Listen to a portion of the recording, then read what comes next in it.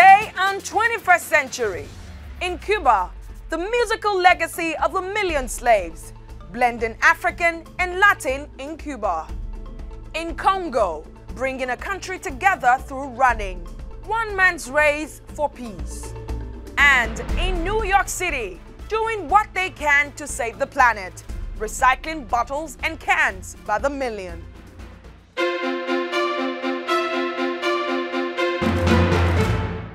Hello and welcome to 21st Century. I am Adeshewa Josh. Over the centuries, more than 1 million African slaves were transported to Cuba. Today, their legacy can be heard in Cuba's music, blending African and Latin rhythms.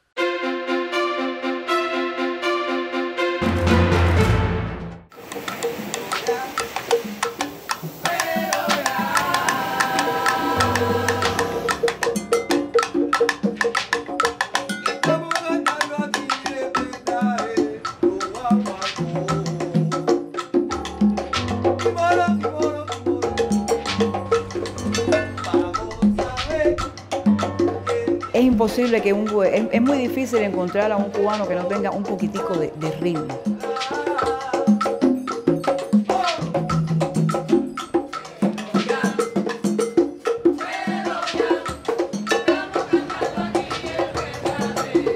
¿Qué significa para nosotros eso?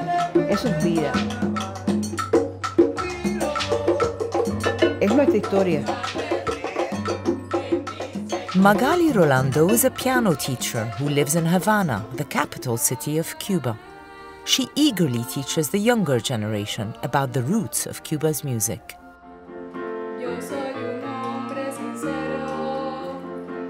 Music lies at the heart and soul of every Cuban. It originated mostly from Africa by those who were brought and enslaved centuries ago on this Caribbean island. Magali's ancestors originated in southern Africa, which connects her to the African beat.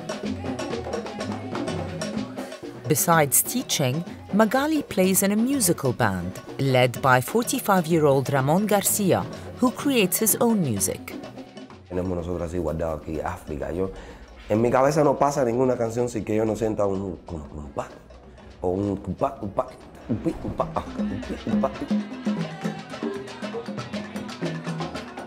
No sé, tiene que haber algo, un sonido para yo sentir que el ritmo me está moviendo. Entonces, ya, ahí es donde trabajo. Now, songs and tunes are mixed with Spanish and pre-colonial indigenous origins as the enslaved embraced the tempo they found in Cuba when they first arrived. It is estimated that more than 1 million Africans were brought to the island through the port of Matanzas, some 100 kilometers from Havana, as part of the transatlantic slave trade from the 16th century until slavery was abolished in Cuba in 1886. Bueno, porque el español, buscando mano de obra barata, los trajo para que trabajaran en la tierra, y los trajo a Cuba como esclavos. Y se trajeron los esclavos para las plantaciones de caña, pero también para las plantaciones de café. Lo más malo que hicieron fue separar familias. O sea, padres, madres, hijos. Separaron familias, separaron cultura.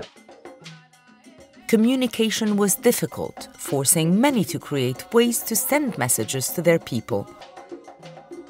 Con los tambores ellos anunciaban la muerte, anunciaban la caza de los animales. Todas esas cosas es a través de los tambores y a través de señales, incluso las señales de humo también a veces. Today, people of African descent treasure the legacy of music and song brought to Cuba by their ancestors, and the younger generation is keeping that flame alive. But that isn't the only contribution by people of African descent to the development and culture of Cuba.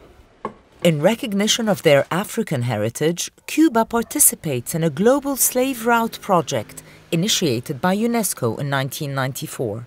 UNESCO acogió con gran entusiasmo la decisión de Cuba de destinar el Castillo de San Severino a la creación de este museo dedicado a la ruta del esclavo. En la construcción de ese castillo estuvieron en las manos esclavas. Entonces se decide destinarlo a la creación de este museo. Situated at the docks of Matanzas, the enslaved would carve symbols on slabs of stone, depicting their religious and cultural background. Porque pensemos que eran personas que traían consigo, en algunos casos, un alto nivel cultural y que, bueno, desgraciadamente se vieron confinados a esa condición humana. Now, a cultural heritage site, San Severino Castle documents the history of slavery through memorabilia and photos dating back to the 16th century. By the time slavery was formally abolished, the enslaved had constructed forts and iconic buildings that still stand today, attracting thousands of visitors to the island. There are around 200 million people of African descent living in the Americas. Many millions more live in other parts of the world, outside of the African continent. Across the globe, Africans and the African diaspora continue to suffer inequality and disadvantage because of the legacy of slavery and colonialism. The United Nations has also set aside an international decade for people of African descent, which began in January 2015 to acknowledge their contribution to human history. The decade also recognizes injustices they endured while promoting and protecting their human rights.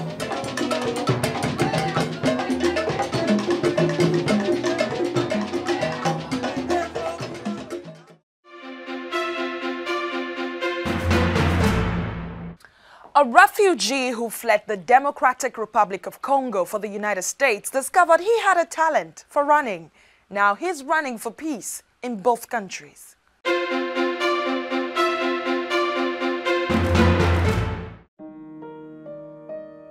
My name is Makorobondo Jemersi Kamongwa Salukombo.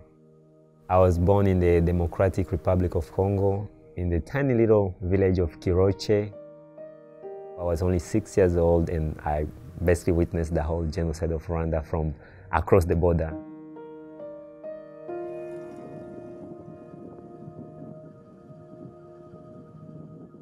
I never ran in Congo. The only time we ran was actually running from bullets. But as a sport, I learned that thing here. That just started something for me. Everybody was just talking about me. That runner is good, is good, is good. So by the time I finished college, I already went to regionals, I went to national championship. Only one thing was left, the Olympics. But as I was finishing school, I wanted also to do something educational to help my village. Because most of these kids, they are born, they have spent all their life in wars. They don't have a long-term goals. It's just very short. It's just like, will I be alive tomorrow? The first day I had for practice. So I told them we're starting practice on this day. At 3 in the morning, over 300 kids showed up at my house. They're knocking at the door. Are we going to run yet? I look outside, it's pitch black. And I'm like, what are you guys doing? They're like, we came to run, we came to run. And I'm like, it's 3 in the morning. They're like, we know, we're waiting right here.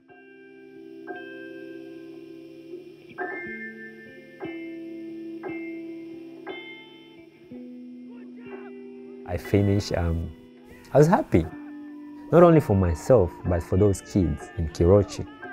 I told them we will make it, and we made it, and we finished. Right now, we want to win our first medal. The other change that the project has brought is through the education, especially for the girls.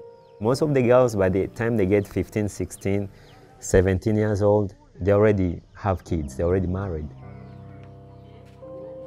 Just because their parents cannot afford to keep them in school. One of the things I try to push with my girls on the team, and I encourage them to go in the community and talk to their friends. I think giving them the security of an education puts their feet down. With the project, actually this year, we were able to pay for 65 athletes.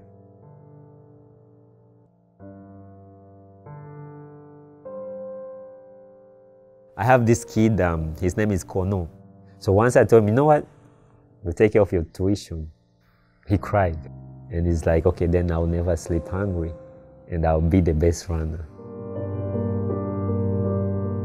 It's not just about the running, it's a great way to teach the youth about discipline, about teamwork, about togetherness. And I think that's the problem with Congo. We have almost 450 different dialects. There's so many people from different places, and I think not having a common purpose, a common objective, it just keeps pulling people apart. The peace starts through the head, through people coming together. I wish I can just move what we've done in Kiroche to different cities in the Congo, and I think that will cause harmony because we'll be in one.